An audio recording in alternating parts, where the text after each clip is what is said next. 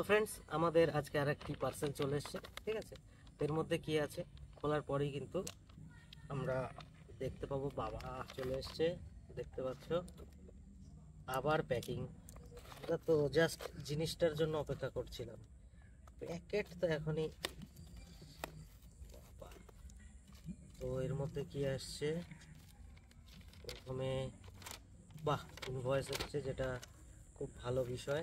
Just ঘড়ির বক্সটা দেখুন, দেখতে পাচ্ছেন, ফায়ারবোল্ট অ্যাস্ট্রয়েড। এখানে প্রাইসটা কত রয়েছে দেখুন, 15,999, ঠিক আছে। এমআরপি 15,999।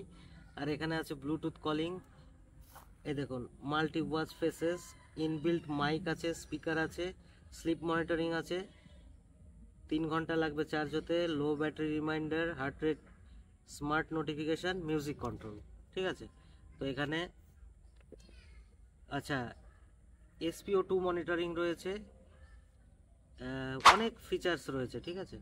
তো জাস্ট ফিচার্স এখানে দেখে লাভ নেই, আমরা আবার প্যাকেটটাকে ওপেন করি।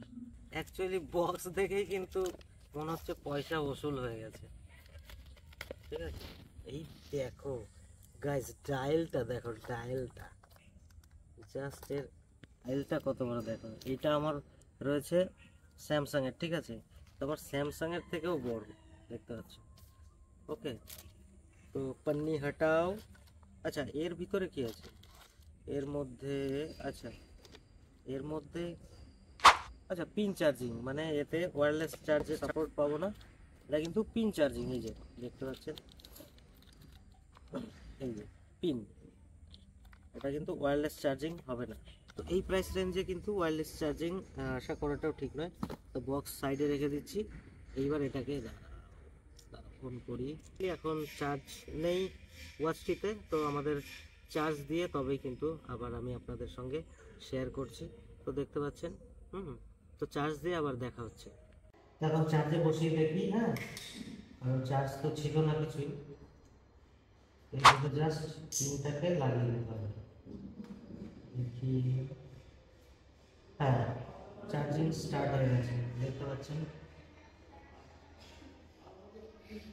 এই যে অন হয়ে গেছে, অ্যাটলিস্ট চার্জ হয়ে গেছে। হ্যাঁ, তো আমরা এই দেখতে পাচ্ছেন এখানে কিন্তু ওয়াচ ফেস চলে এসছে।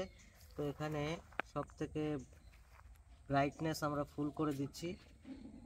তো এখানে দেখতে পাচ্ছেন হুইলটা যখনই ঘোরাবো না, ওয়াচ ফেসগুলো কিন্তু এইভাবে চেঞ্জ হতে থাকবে, এই দেখুন। ওকে, হ্যাঁ, আর একটা জিনিস, এটাই কিন্তু অলওয়েজ অন ডিসপ্লে রয়েছে। আর এখানে একটা জিনিসকে, এটা কিন্তু ওয়্যারলেস চার্জিংয়ের সাপোর্ট পাবেন না, পিন চার্জিং পাচ্ছেন। ওকে, আর যেটা অলওয়েজ অন ডিসপ্লে রয়েছে সেটা ডিজিটাল এবং অ্যানালগে রয়েছে। তো ব্রাইটনেস ঠিকঠাক আছে, বোঝা যাবে, বাট পিক ব্রাইটনেসে কিন্তু বোঝা যাবে না। তো আমি জাস্ট এটাকে সাইজটাকে কম্পেয়ার করে দেখিয়ে দিচ্ছি। তো এটা আমার স্যামসাংয়ের, ঠিক আছে। তো এর থেকে কিন্তু দেখতে পাচ্ছেন অনেকটাই সাইজে বড় রয়েছে, দেখতে কিন্তু ভালোই লাগবে, ঠিক আছে। সো এরকম বাজেট রেঞ্জের যে স্মার্ট ওয়াচগুলিতে যা যা ফিচার্স থাকার সমস্ত কিছুই আছে, ঠিক আছে।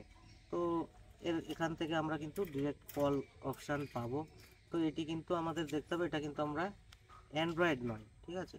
তো নর্মাল স্মার্ট ওয়াচ ইউজেসের জন্য এই ধরনের স্মার্ট ওয়াচ কিন্তু ভালো, আপনারা দেখতে পাচ্ছেন। হ্যাঁ, ফাইনালি আমাদের এটা, আমি যে প্রাইসে পারচেস করেছি সেটি কিন্তু 1499 টাকায় কিন্তু ওয়াচটা পারচেস করা হয়েছে, ঠিক আছে। সো ওভারঅল কিন্তু ওয়াচের কোয়ালিটি খুব একটি খারাপ মনে হয়নি এই প্রাইস রেঞ্জের মধ্যে। তো আপনারাও কিন্তু চাইলে পারচেস করতে পারেন। তো ভালো থাকবেন, সুস্থ থাকবেন, দেখা হবে পরের ভিডিওতে। ধন্যবাদ।